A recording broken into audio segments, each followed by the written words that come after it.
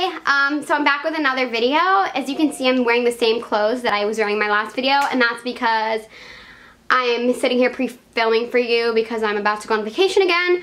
But I'm doing a first in a back to school series, and this video is going to be back to school tips for transgender students. If that's something you don't want to watch, totally skip this video. I totally understand. You don't need to watch it. But I'm doing this video because I feel like if somebody had told me all this stuff before I went to high school or college, I would have had so much of an easier time. Okay, so I'm going to split this up into high school and college because they're very different places and very different in terms of being a trans student. So for high school, I went to private high school, so I did not have all the same rights that people with public school do, but I'm going to base this on public school, and I'll put a little bit in the end about my experience in private school and how that's a little bit different.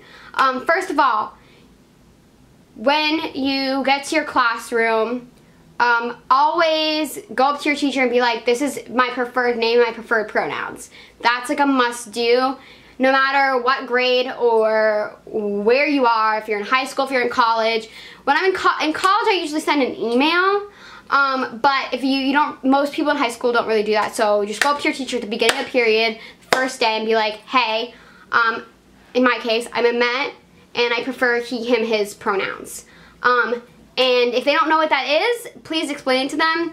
And if they refuse, you can always complain to your guidance counselor or your school's Title IX coordinator, because discrimination based on sex includes transgender students, which is something that was ruled on this year, and so they cannot discriminate against you based on your gender identity. So yeah, you have the right to go to someone in your school and say like, hey, this teacher is like violating that, like they can't do that. So that's the first thing. Second thing is I would go to one of your school's administrators, whether it be your the dean of your grade, your advisor, or your principal, or your school's GSA coordinator, and say, ask a few questions. One, which bathroom am I allowed to use? Unfortunately, we haven't gotten to the point where most schools, even if they know about Title IX, will let transgender students use the bathroom of their preferred bathroom, because I don't like to. I want this to be open to non-binary students as well. So I'm saying that it's your preferred bathroom, whether as opposed to like the bathroom that matches your gender identity, because like I think that any student should have the right to use any bathroom that they want, and I also think that gendered bathrooms are really stupid and that we shouldn't even have them in the first place. But that's a completely different story. Anyway, so go to someone in your school who you trust and ask which bathroom you're allowed to use, because unfortunately we don't always have the right to use the bathroom that we prefer. Ask about getting your name changed on your school ID or your roster or something like that, so that if you have a sub or some other thing like that, they will not have to make the mistake. If you're interested in sports, you can ask about that. I don't really know too much about that because I don't play sports and I don't have a lot of friends who are trans who play sports. So if you want to know more about that, I can put some links down below about trans students in sports from the GLSEN website and from the National Transgender Law Center. But other than that, I really don't know. And then the last thing I would say to ask about is overnight trips. I know not everyone in their school goes on an overnight trip, but many people do, especially if you're a senior, because, you know, for a senior trip. And many schools will either segregate transgender students or have them room with a gender that they are not comfortable with. That was in my experience in high school, that I was segregated, and I really didn't appreciate that. I also would say that you should feel free to give your school literature on transgender students and model policies, which I will also link down below, because I think that that's really important, that they are educated and they know what is happening. if you have a GSA at your school, it's really important that you make sure that GSA is trans inclusive. I know many GSAs tend to be trans exclusive, and I don't really know why that is. Although I could speculate that it's because there's such like heteronormativity, and so like, you know, gay people often throw trans people under the bus, as sad as that is. So making sure your GSA is trans inclusive is really, really important. As well as making sure that the mental health resources in your school are trans inclusive, like counseling and whatnot. I know not every school has counseling anymore because of budget cuts, and that's really, really unfortunate. You know, I would say to reach out to your local LGBT center if you have one, to maybe partner with your school to provide those services to students who need them. Other than that, I would say that, you know, be stealth if you want to. Don't be stealth if you don't want to. No one's forcing you to come out, and no one's forcing you to stay in the closet. It's a lot of this stuff is personal preferences, and it's really up to you. So for me, I came out of the closet the end of my sophomore year of high school, and because I went to a very small private school, we had to switch up a lot of stuff. So what ended up happening is the week before school started, I had a meeting with all of my teachers and basically explained that I was trans and this is who I am and what, you know, trans is, and like kind of trans 101, and what my new name was and what I wanted them to call me and pronouns and stuff, and they were super cool about it. I was not allowed to use the boys' bathroom in high school. I had to use the like teacher's bathroom. Oh, forgot to say this before. Locker rooms. It's the same thing basically as bathrooms. In my high school, I also was not allowed to use the guys' locker room. I had to use the gym teacher's bathroom, which was utterly embarrassing if you ask me, because I had to share a bathroom with my gym teacher, and he was a little weird. Like, let's be honest, he was a little weird. But like, that's something you need to think about too. I literally don't know if they'll, you know, I have no idea if your school is going to allow you to use the guys or girls or whatever you prefer locker room. Again, I feel that segregated by gender, binary locker rooms and bathrooms are stupid, and we should all just be able to share a space without sexualizing each other's bodies, but we're not in a space where we can do that, so sorry. Okay, so yeah, I wasn't allowed to use the boys' bathroom or locker room in high school. I had to use the teacher's bathroom or the gym coach's locker room. That kind of sucked. My teachers were most of my teachers were respectful of my pronouns. Because I went to a religious school, the dynamics were a little bit different, and so, not that they were bad, it's just it was different. And then for overnight trips, I also was not allowed to a room with other people. I roomed in a room by myself, and that was kind of really sad, especially because one time we went on a trip with a different school, and none of them knew that I was trans, and then they were like, oh, but you have to room by yourself, and then then everybody knew I was trans. So they kind of outed me, which was hard. In terms of bullying, I really feel that it's a really crucial thing to make sure that every school has the resources to deal with bullying based on sexual orientation, gender identity, or gender expression. If you feel like you're being bullied, definitely reach out to someone that you trust. If you don't have anyone you trust, definitely reach out to someone at an organization like GLSEN, where I work. And basically our mission is to prevent bullying for queer students. I mean, that's like legit our mission. So if you ever feel like you're being bullied and you don't know how to stop it and your administration isn't responding, please reach out to me or someone else at GLSEN, and we would be amazingly glad to help you. Okay, so moving on to college. College is different. College, you have a lot more autonomy, and the administration is also a little less likely to listen to you, I feel, because they don't give a shit. They don't give a shit about you. They only give a shit about your money. Let's be very clear about that with college. Okay.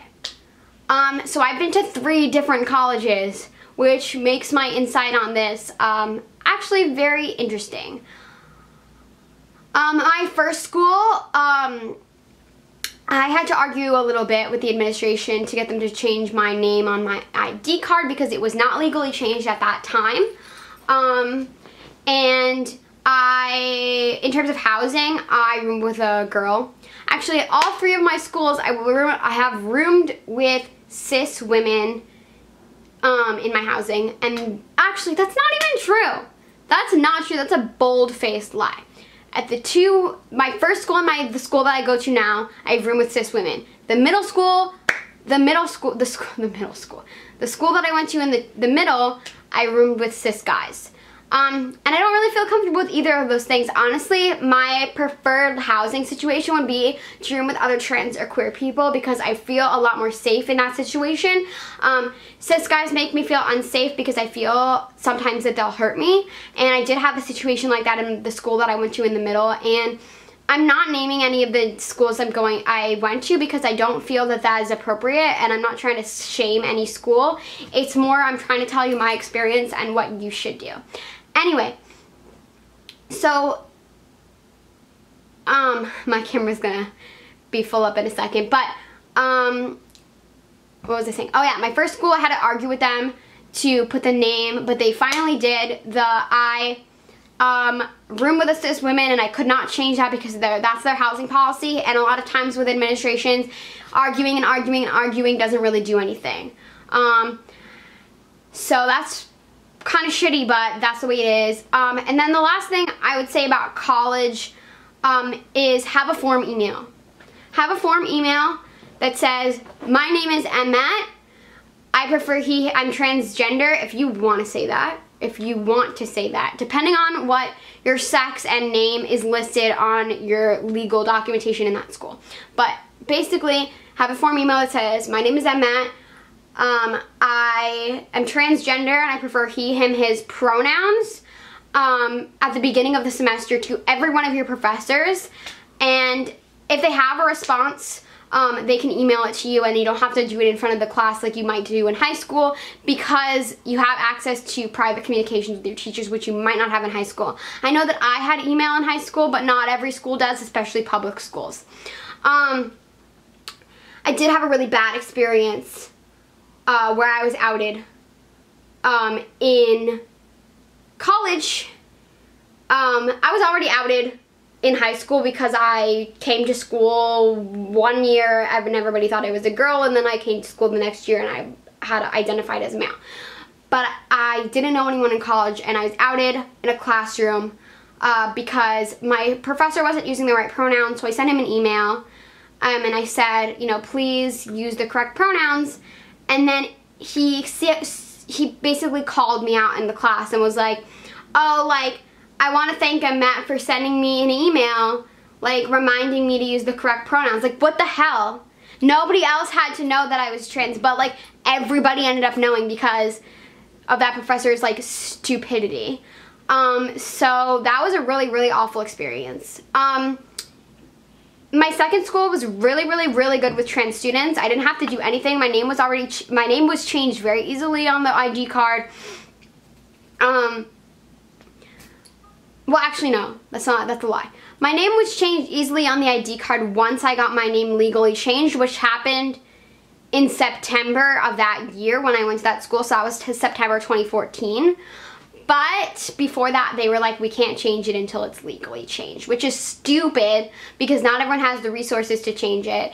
And because I had to travel back and forth like 3 times to New York to get my name legally changed because I couldn't get Pennsylvania, which is where my school was, legal residency, because I lived in a dorm, that doesn't count.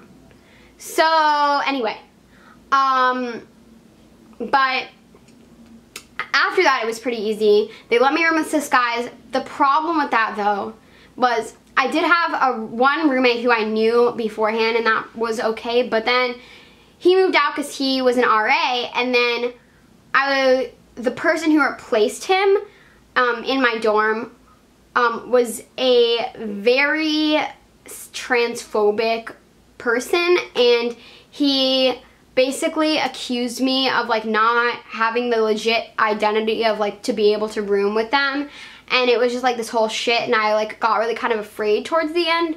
I was dealing with a whole bunch of other stuff during that time, and I like had severe depression, but that did not help.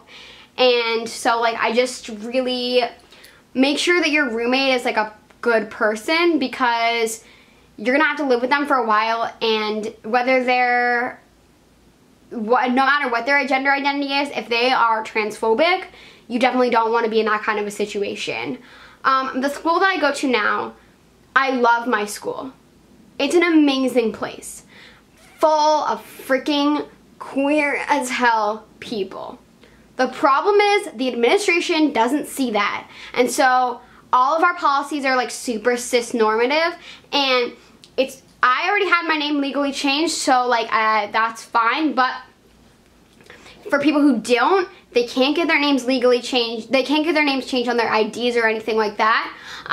There's no gender neutral housing policy, so you have to room with people that your assigned sex is, which means that I room with cis people and cis women specifically, and that is really kind of hard for me, not because I don't like cis women, I think they're bad people, but because I just feel like it's kind of outing me, and I don't like to be outed without my consent. Not that I am stealth, I just don't want to be outed without my consent. So that's hard, and if you go to a school like that, I would say just really team up with all the other queer people and just like fucking start a riot, which is what people in our school are doing. I don't know if it's going to change anything, honestly, because the administration is shit, but having a queer support network and people who love you is like a really good thing. If you're choosing a college, which I will do a separate video on that, but choosing a college while trans is different. It's a very, very different experience than someone who's cis. But if you're choosing a college, if you're thinking about what college you want to go to, if you're a senior in high school or you're just restarting college, I would say that having a really vibrant queer community at your school is important, and that's gonna help you whether or not the administration is supportive of that. I hope this was an informative video. I know I was kind of rambling through it, but this is the first of my back to school series, and I'm gonna be doing a whole bunch of other back to school videos on various different topics. So I will see you next time. Okay, remember to like, comment, and subscribe. Right, that. Okay, bye!